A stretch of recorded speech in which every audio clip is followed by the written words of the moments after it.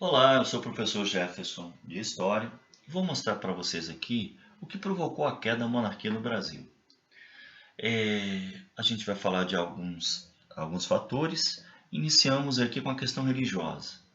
Mas antes de falar, falar desse conflito entre igreja e Estado no Brasil imperial, nós temos que entender o que é maçonaria. Maçonaria vem do termo francês maçon, que quer dizer pedreiro. Isso quer dizer o quê? Lá na Idade Média, pedreiros se reuniram numa grande confraria para a construção de castelos e catedrais. Só que ao final da Idade Média, o que vai acontecer? A maçonaria ela vai se expandir e vai se transformar numa irmandade, se dedicando principalmente a valores de liberdade de pensamento e expressão religiosa, política, contra o poder absolutismo da época. Bem, mas qual é essa questão? O que a questão da maçonaria tem relação com essa crise do império? Essa crise entre o governo imperial e a Igreja Católica.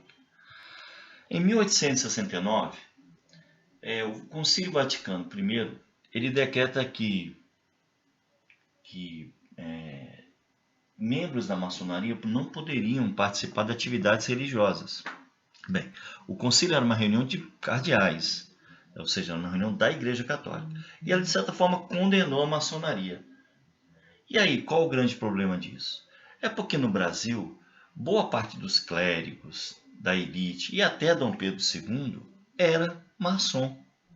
E aí que é o grande problema. Por quê?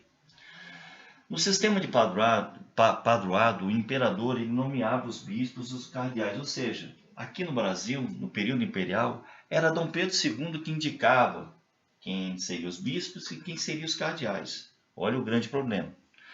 Mas com a condenação da prática maçônica, o poder de Dom Pedro II passou a ser questionado pelos próprios clérigos. Um deles é Dom Vital, que não vai permitir que clérigos e outros membros da maçonaria, da elite, participem de missas, enfim, de atividades religiosas católicas. O que vai acontecer? Lógico, Dom Pedro vai, de certa forma, prender Dom Vital, e isso vai trazer um grande problema com o Vaticano, que mesmo com o perdão concedido a Dom Pedro II por essa prática, por ele ter soltado o Dom Vital, isso vai trazer grandes problemas para ele. E aí que começa esse grande problema entre a Igreja Católica e o Estado brasileiro. Espero que vocês tenham gostado e até a próxima.